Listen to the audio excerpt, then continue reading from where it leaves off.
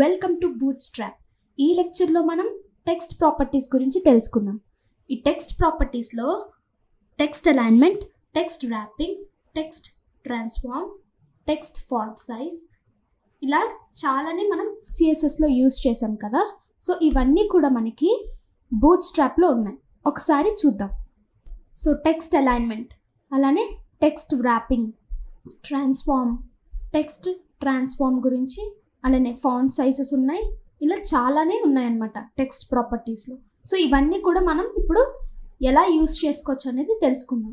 So ఈ బూట్స్ట్రాప్ని మనం use చేసుకోవాలంటే, యాక్సెస్ చేసుకోవాలంటే ఈ బూట్స్ట్రాప్ తాలూకా CDN లింక్స్ని మనం కాపీ పేస్ట్ చేసుకోవాల్సి ఉంటుంది మన HTML ఫైల్లో.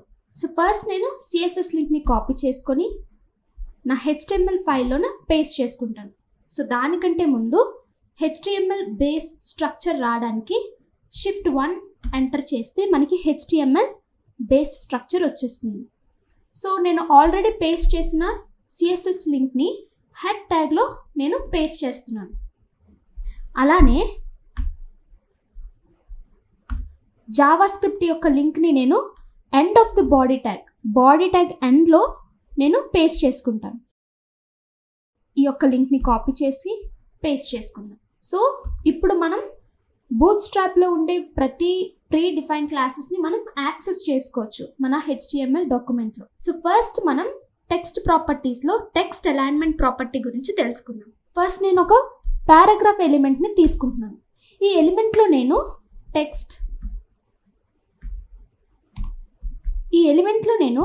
టెక్స్ట్ అలైన్ అని చెప్పి కంటెంట్ని ఇస్తున్నాను. ఓకే, సో అవుట్పుట్ ఎలా వచ్చిందో చూద్దాం. చూడండి, మనం రాసిన కంటెంట్ మనకి వచ్చేసింది. ఏ సైడ్ని వచ్చింది? Left side. వెబ్ పేజ్ స్టార్టింగ్లోనే మనకి బై డిఫాల్ట్గా ఈ యొక్క కంటెంట్ అనేది వచ్చింది. బూట్స్ట్రాప్లో బై డిఫాల్ట్గా వచ్చినప్పటికీ వాళ్ళు ప్రీ డిఫైన్డ్ క్లాస్ని క్రియేట్ చేశారనమాట వెబ్ పేజ్ స్టార్టింగ్లో రావడానికి. ఆ క్లాస్ ఏంటి అంటే క్లాస్ = డబుల్ కొటేషన్స్లోని ఆ ప్రీ డిఫైన్డ్ క్లాస్ నేమ్ రాయాలి. text-start. సో ఈ పారాగ్రాఫ్ ఎలిమెంట్ తాలూకా అవుట్పుట్కి అంత డిఫరెన్స్ ఉండదు. ఓకే, ఎందుకంటే బై డిఫాల్ట్గా మనకి వెబ్ పేజ్లోని ఈ యొక్క కంటెంట్ లెఫ్ట్ సైడ్ వస్తుంది. చూసారు కదా, మనకి అవుట్పుట్ రెండు కూడా సేమ్ వచ్చాయి. ఇది వచ్చేసి జస్ట్ పారాగ్రాఫ్ ఎలిమెంట్ తీసుకున్నాము, ఇది వచ్చేసి మనం బూట్స్ట్రాప్ ప్రీ డిఫైన్డ్ క్లాస్ని యూజ్ చేసి చేసాం ఈ రెండు అవుట్పుట్లకి. సో ఒక పారాగ్రాఫ్ తీసుకుందాం. బూట్స్ట్రాప్లో ప్రీ డిఫైన్డ్ అయ్యి ఉండే క్లాస్ని తీసుకుందాం. Text centre. చూసారు కదా అవుట్పుట్. ఈ యొక్క టెక్స్ట్ అనేది మనకి సెంటర్లో వచ్చింది, ఈ యొక్క టెక్స్ట్ మనకి లెఫ్ట్ సైడ్లో వచ్చింది, అంటే స్టార్టింగ్ ఆఫ్ ద వెబ్ పేజ్లో వచ్చింది. అలానే టెక్స్ట్ ఎండ్ అనే క్లాస్ కూడా బూట్స్ట్రాప్లో ఉంటుంది ప్రీ డిఫైన్డ్ అయ్యి. సో దాని అవుట్పుట్ ఏంటో చూద్దాం. ఎండ్. సో మనం అవుట్పుట్ మొత్తం అబ్జర్వ్ చేద్దాం. ఇది డిఫాల్ట్గా రాసిన టెక్స్ట్, ఇది ప్రీ డిఫైన్డ్ క్లాస్ యూజ్ చేసాం. అది ఏ క్లాస్? టెక్స్ట్ స్టార్ట్ అనే క్లాస్. ఓకే, అలానే మనం టెక్స్ట్ సెంటర్ అని యూజ్ చేసాం, అలానే టెక్స్ట్ ఎండ్ అనేది యూజ్ చేసాం. ఎండ్ అయితే లెఫ్ట్ సైడ్ వస్తుంది, సెంటర్ అయితే వెబ్ పేజ్ సెంటర్కి వచ్చేస్తుంది హారిజంటల్లో. టెక్స్ట్ ఎండ్ అయితే వెబ్ పేజ్కి లెఫ్ట్ సైడ్ వస్తుంది, వెబ్ పేజ్కి రైట్ సైడ్ వస్తుంది. ఈ యొక్క టెక్స్ట్ అలైన్మెంట్స్ అనేవి బ్రేక్ పాయింట్స్ అప్పుడు ఎలా యూజ్ అవుతాయో చూద్దాం. ఒక పారాగ్రాఫ్ ట్యాగ్ తీసుకున్నాను. ఆ పారాగ్రాఫ్ ట్యాగ్లో నేను బ్రేక్ పాయింట్ అని చెప్పి కంటెంట్ రాసుకున్నాను. ఈ యొక్క పారాగ్రాఫ్ ట్యాగ్కి నేను టెక్స్ట్ ఎండ్ ఇస్తున్నాను, కానీ నాకు అది ఒక స్పెసిఫిక్ స్క్రీన్ సైజ్ వచ్చేటప్పటికి ఈ యొక్క ప్రాపర్టీ అప్లై అవ్వాలి అని చెప్పి నేను ఇస్తున్నాను. సో మనం నేర్చుకున్నాం కదా ఈ యొక్క ఇన్ఫిక్సెస్, ఈ యొక్క బ్రేక్ పాయింట్స్. నాకు మీడియం బ్రేక్ పాయింట్ వచ్చేటప్పటికి నాకు అప్లై అవ్వాలి అని అనుకుంటున్నాను, కాబట్టి నేను MD అనే ఇన్ఫిక్స్ని యూజ్ చేస్తాను ఇప్పుడు నా పారాగ్రాఫ్ ట్యాగ్లో. ఓకే, సో నాకు ఇది ఎప్పుడు అప్లై అవ్వాలి? ఈ యొక్క ప్రాపర్టీ టెక్స్ట్ ఎండ్ అనేది ఎప్పుడు అప్లై అవ్వాలి అంటే మీడియం బ్రేక్ పాయింట్ వచ్చినప్పుడు నాకు అప్లై అవ్వాలి. అందుకు నేను ఏం చేస్తానంటే ఎండి అని ఇన్ఫెక్స్ ఇస్తున్నాను. సో దట్ ఎప్పుడైతే నా స్క్రీన్ సైజు మీడియం బ్రేక్ పాయింట్కి వస్తుందో అప్పుడు అప్లై అయిపోతుంది, అప్పుడు నా టెక్స్ట్ అనేది ఎండ్లోకి వస్తుంది. ఓకే, లేకపోతే బై డిఫాల్ట్ అది స్టార్ట్ ఆఫ్ ది వెబ్ పేజ్లోనే ఉంటుంది. అవుట్పుట్ చూద్దాం. చూసారా, ఈ బ్రేక్ పాయింట్ ఎక్కడుంది, మనకి స్టార్టింగ్లోనే ఉంది, ఆ వెబ్ పేజ్ స్టార్టింగ్లోనే ఉంది, అంటే వెబ్ పేజ్కి లెఫ్ట్ సైడ్లోనే ఉంది. కానీ నాకు ఎండ్లోనికి రావాలి, అంటే రైట్ సైడ్లోనికి రావాలి. ఎప్పుడు? అది కూడా నాకు మీడియం స్క్రీన్ సైజ్ వచ్చినప్పుడు. సో ఇప్పుడు ఇది చేంజ్ అవుతుందో లేదో చూద్దాం. చూడండి, ఎప్పుడైతే నా స్క్రీన్ మీడియం సైజ్ని క్రాస్ చేసిందో అప్పుడు అది ఎండ్లోకి వచ్చేసింది. సో అలాగా ఈ యొక్క బ్రేక్ పాయింట్స్ అనేవి మనకి యూజ్ అవుతాయి టెక్స్ట్ అలైన్మెంట్లో. చూడండి, ఈ బ్రేక్ పాయింట్ అలాగా రైట్ సైడ్లోకి వచ్చేసింది, ఎందుకంటే మనం ఈ యొక్క ప్రాపర్టీని అప్లై చేసాం కాబట్టి, ఈ యొక్క క్లాస్ని, ప్రీ డిఫైన్ క్లాస్ని అప్లై చేసాం కాబట్టి. సో ఇప్పుడు మనం టెక్స్ట్ ర్యాపింగ్ గురించి తెలుసుకుందాం. ఈ టెక్స్ట్ ర్యాపింగ్లో text wrap, text no wrap, text break అనే ప్రీ డిఫైన్ క్లాసెస్ గురించి తెలుసుకుంటాం. ఫస్ట్ మనం టెక్స్ట్ ర్యాప్ చూద్దాం. ఫస్ట్ నేను పారాగ్రాఫ్ ట్యాగ్ తీసుకుంటున్నాను, అందులో నేను ఒక పారాగ్రాఫ్ ఇస్తున్నాను. సో ఈ పారాగ్రాఫ్ ఎలిమెంట్కి నేను ఒక ప్రీ డిఫైన్ క్లాస్ ఇస్తున్నాను. సో ఇప్పుడు మనం అవుట్పుట్ చెక్ చేద్దాం.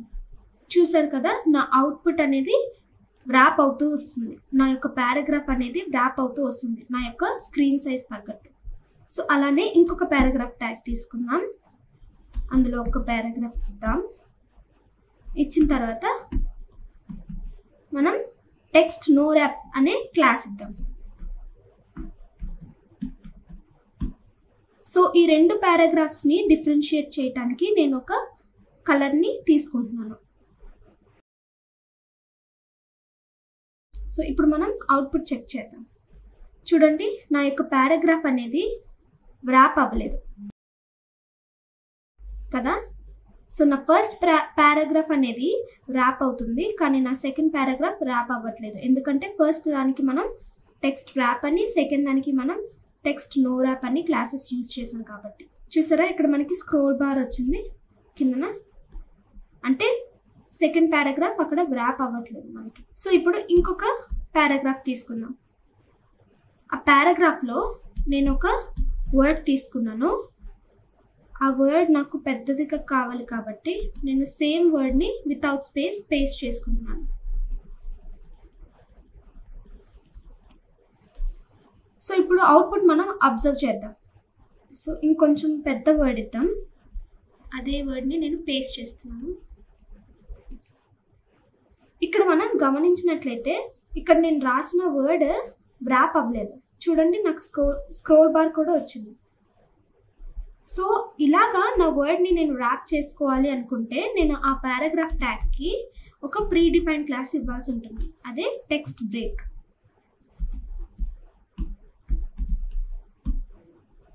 చూసారా, నా వర్డ్ అనేది వ్రాప్ అయింది ఎప్పుడైతే నేను టెక్స్ట్ బ్రేక్ అనే క్లాస్ యూజ్ చేశాను. ఇక్కడ మనం ఇంకొక విషయం తెలుసుకోవాల్సింది ఏంటి అని అంటే, ఈ యొక్క టెక్స్ట్ వ్రాప్ అనే క్లాస్ మనం యూజ్ చేయకపోయినా బై డిఫాల్ట్ గా ఈ యొక్క పారాగ్రాఫ్ అనేది వ్రాప్ అవుతుంది. సో చూద్దాం, ఇక్కడ నేను నా ఫస్ట్ పారాగ్రాఫ్ కి టెక్స్ట్ వ్రాప్ అనే క్లాస్ ని తీసేస్తున్నాను. ఇలాగా నేను నా టెక్స్ట్ వ్రాప్ అనే క్లాస్ ని యూజ్ చేయకపోయినా నా పారాగ్రాఫ్ అనేది వ్రాప్ అవుతుంది. సో చూసేద్దామా అవుట్పుట్ లో. చూసారా, నా పారాగ్రాఫ్, నా ఫస్ట్ పారాగ్రాఫ్ అనేది వ్రాప్ అవుతుంది. సో ఇలా మనం టెక్స్ట్ వ్రాప్ ప్రాపర్టీస్ ని మనం యూజ్ చేసుకోవచ్చు బూట్స్ట్రాప్ లో. సో ఇప్పుడు మనం టెక్స్ట్ ట్రాన్స్ఫార్మ్స్ గురించి తెలుసుకుందాం. ఈ టెక్స్ట్ ట్రాన్స్ఫార్మ్ లో మనకి మెయిన్ గా 3 వాల్యూస్ ఉన్నాయి. ఫస్ట్ వన్ వచ్చేసి upper case, and then lower case, తర్వాత క్యాపిటలైజ్. సో ఈ 3 క్లాసెస్ ని ఉపయోగించడం వల్ల మనకి అవుట్పుట్ ఎలా చేంజ్ అవుతుందో చూద్దాం. సో ఫస్ట్ నేను 3 పారాగ్రాఫ్స్ తీసుకున్నాను. ఆ 3 పారాగ్రాఫ్ ఎలిమెంట్లో నేను పారాగ్రాఫ్ కంటెంట్ని ప్లేస్ చేశాను. ఇప్పుడు ఒక్కొక్క పారాగ్రాఫ్కి నేను ఒక్కొక్క ప్రీ డిఫైన్డ్ క్లాస్ని ఇస్తాను. నేను ఫస్ట్ వచ్చేసి టెక్స్ట్ అప్పర్ కేస్ ఇస్తున్నాను. సెకండ్ నేను టెక్స్ట్ లోవర్ కేస్ ఇస్తున్నాను. థర్డ్ నేను క్యాపిటలైజ్ ఇస్తున్నాను. సో ఇప్పుడు మనం అవుట్పుట్లో చూద్దాం. ఫస్ట్ మీరు అవుట్పుట్ని అబ్జర్వ్ చేసినట్లయితే ఫస్ట్ నేను ఇచ్చిన టెక్స్ట్ అప్పర్ కేస్ యొక్క పారాగ్రాఫ్ మొత్తం అన్ని లెటర్స్ కూడా కంప్లీట్గా క్యాపిటల్లో వచ్చాయి. సెకండ్ పారాగ్రాఫ్కి నేను టెక్స్ట్ లోవర్ కేస్ ఇచ్చాను కాబట్టి నాకు అన్ని లెటర్స్ కూడా స్మాల్ లెటర్స్లో వచ్చాయి. థర్డ్ పారాగ్రాఫ్కి నేను టెక్స్ట్ క్యాపిటలైజ్ ఇచ్చాను కాబట్టి ఆ పారాగ్రాఫ్లో ఉన్న ప్రతి వర్డ్కి ఫస్ట్ లెటర్ని క్యాపిటల్ చేస్తుంది. చూసారా, ఈ పారాగ్రాఫ్లో ఉన్న ప్రతి వర్డ్ ఫస్ట్ లెటర్ని క్యాపిటల్ చేసేసింది. సో ఇలా మనం ఈ యొక్క టెక్స్ట్ ట్రాన్స్ఫర్మేషన్స్ని మనం బూట్స్ట్రాప్లో యూజ్ చేసుకుంటాం. ఇప్పుడు మనం ఫాంట్ సైజ్ గురించి తెలుసుకుందాం. ఫస్ట్ నేను ఒక పారాగ్రాఫ్ ట్యాగ్ తీసుకుంటున్నాను. ఆ పారాగ్రాఫ్ ట్యాగ్లో ప్రీ డిఫైన్ క్లాసెస్ని అప్లై చేస్తున్నాను. ఇక్కడ మనకి ఫాంట్ సైజ్ నేర్చుకుంటున్నాం కాబట్టి FS 1 నుంచి 6 వరకు వాల్యూస్ ఉంటాయి. సో అవన్నీ అప్లై చేద్దాం.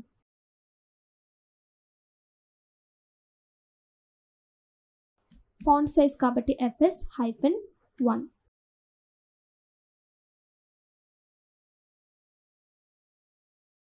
మనకి 1 to 6 వరకు వాల్యూస్ ఉంటాయి. ఇప్పుడు మనం అవుట్పుట్ చూద్దాం. సో చూసారు కదా, మన అవుట్పుట్లో ఫాంట్ సైజ్ అనేది తగ్గుతూ వచ్చింది. ఇది FS1, ఇది FS2, FS3, 4, 5, 6. సో ఇప్పుడు మనం ఫాంట్ వెయిట్ చూద్దాం. బూట్స్ట్రాప్లో ఈ ఫాంట్ వెయిట్ వల్ల మనం రాసే టెక్స్ట్కి ఎంత బోల్డ్ కావాలో మనం పెట్టుకోవచ్చు. సో దానికి కూడా మనకి ప్రీ డిఫైన్డ్ క్లాసెస్ ఉన్నాయి. అవి ఏంటి అంటే FW బోల్డ్, FW బోల్డర్, FW సెమీ బోల్డ్, నార్మల్, లైట్, ఇంకా లైటర్. సో అవి ఇప్పుడు ఎలాగ వర్క్ అవుతాయో చూద్దాం. ఫస్ట్ నేను పారాగ్రాఫ్ ట్యాగ్ తీసుకుంటున్నాను. ఇవి కమెంట్ చేసేద్దాం. ప్రీ డిఫైన్డ్ క్లాస్ అప్లై చేసేద్దాం. ఫాంట్ వెయిట్ -బోల్డ్.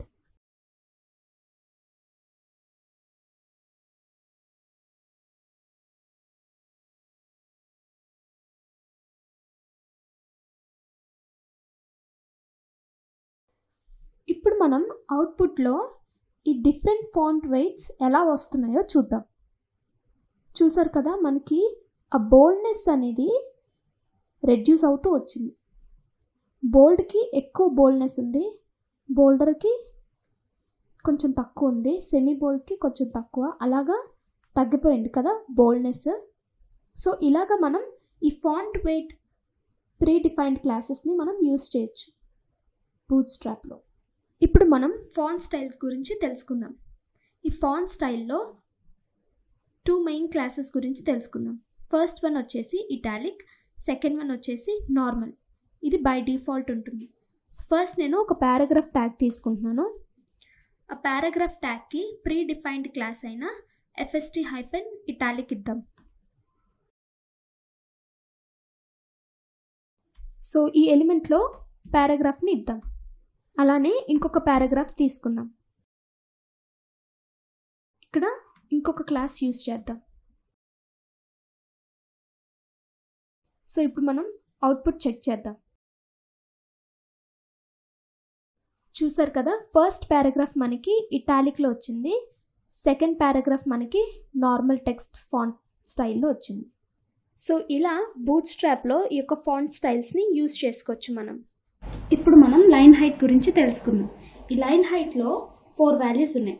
LH1 స్మాల్, బేస్, అలానే లార్జ్. ఈ లైన్ హైట్ని యూజ్ చేయటం వల్ల లైన్కి స్పేస్ అనేది ఇస్తుంది. సో అవి ఇప్పుడు మనం కోడ్లో ఎలా రాయాలో చూద్దాం. ఫస్ట్ నేను 4 పారాగ్రాఫ్ ట్యాగ్స్, అందులో 4 పారాగ్రాఫ్స్ ఇస్తున్నాను.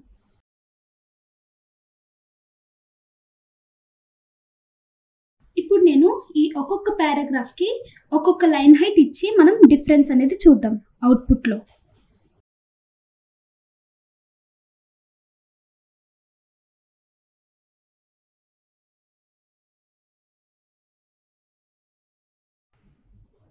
ఇక్కడ నేను ఒక్కొక్క పారాగ్రాఫ్కి ఒక్కొక్క లైన్ హైట్ వాల్యూ అనేది ఇచ్చాను. సో మనం ఇప్పుడు అవుట్పుట్ చెక్ చేద్దాం.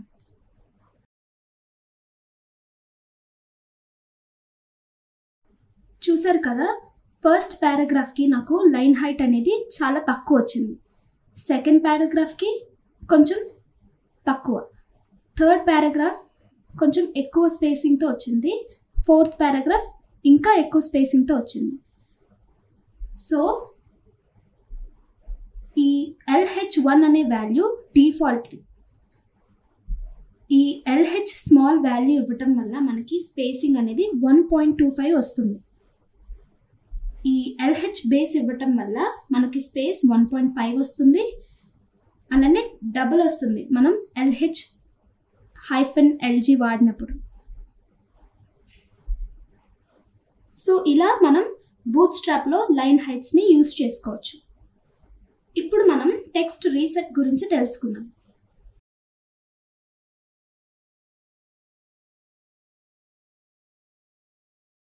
ఈ టెక్స్ట్ రీసెట్ గురించి తెలుసుకునే ముందు ఫస్ట్ మనం ఒక పారాగ్రాఫ్ తీసుకుందాం. ఆ పారాగ్రాఫ్లో ఒక పారాగ్రాఫ్ కంటెంట్ పెట్టి అందులో మనం ఒక యాంకర్ ట్యాగ్ తీసుకుందాం.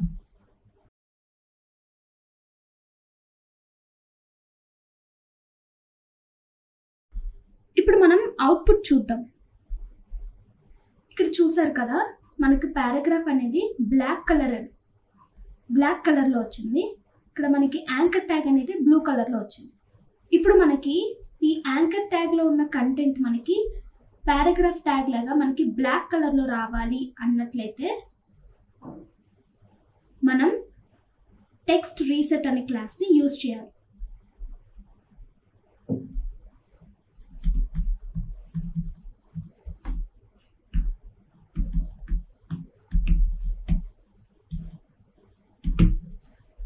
సో మనం యాంకర్ ట్యాగ్కి టెక్స్ట్ రీసెట్ అనే క్లాస్ని యూజ్ చేసేటప్పుడు మనకి పారాగ్రాఫ్ ట్యాగ్లో ఉన్న ప్రాపర్టీస్ని యొక్క యాంకర్ ట్యాగ్ అనేది యాక్సెస్ చేసుకుంటుంది. అంటే ఇక్కడ టెక్స్ట్ కలర్ అనేది బ్లాక్ ఉంది కాబట్టి ఈ యాంకర్ ట్యాగ్లో ఉన్న టెక్స్ట్ కూడా బ్లాక్ కలర్లోకి చేంజ్ అవుతుంది.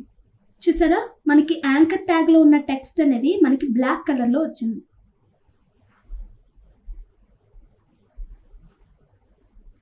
సో ఇప్పుడు మనం పారాగ్రాఫ్ ట్యాగ్కి మనం టెక్స్ట్ కలర్ మార్చేద్దాం.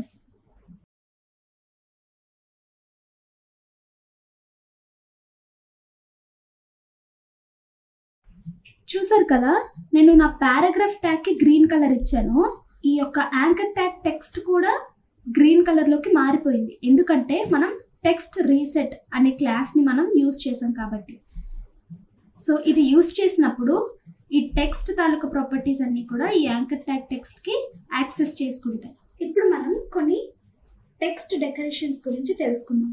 ఫస్ట్ మనం నేర్చుకోబోయేది text decoration underline, text decoration none, అలానే లైన్ త్రూ. సో ఫస్ట్ నేను ఒక పారాగ్రాఫ్ ట్యాగ్ తీసుకుంటున్నాను, అందులో ఒక పారాగ్రాఫ్ పెట్టి ఇప్పుడు ఈ పారాగ్రాఫ్కి నేను టెక్స్ట్ డెకరేషన్ అండర్లైన్ అనే ప్రీ డిఫైన్డ్ క్లాస్ ఇస్తున్నాను.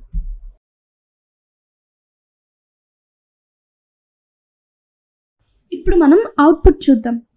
చూసారా, నా పారాగ్రాఫ్కి అండర్లైన్ అనేది వచ్చింది.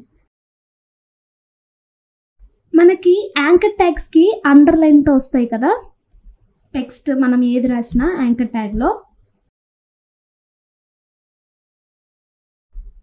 సో మనకి ఈ యొక్క టెక్స్ట్కి అండర్లైన్ వద్దు అని అనుకున్నప్పుడు మనం టెక్స్ట్ డెకరేషన్ నన్ అనేది ఇస్తే ఈ యొక్క అండర్లైన్ అనేది పోతుంది.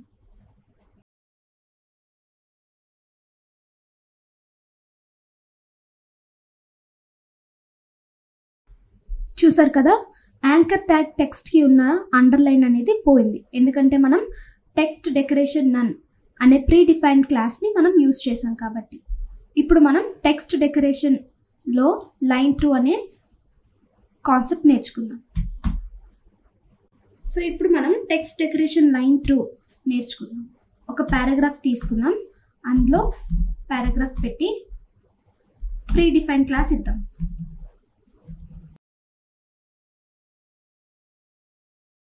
సో నా పారాగ్రాఫ్కి ఇప్పుడు స్ట్రైక్ అయ్యి వస్తుంది. చూసారా, స్ట్రైక్ అయిపోయింది నా పారాగ్రాఫ్. సో ఇలాగా మనం ఈ యొక్క టెక్స్ట్ డెకరేషన్స్ని బూట్స్ట్రాప్లో యూజ్ చేసుకుంటాం. నెక్స్ట్ లెక్చర్లో మనం వర్టికల్ అలైన్మెంట్ అలానే విజిబిలిటీ గురించి తెలుసుకుందాం.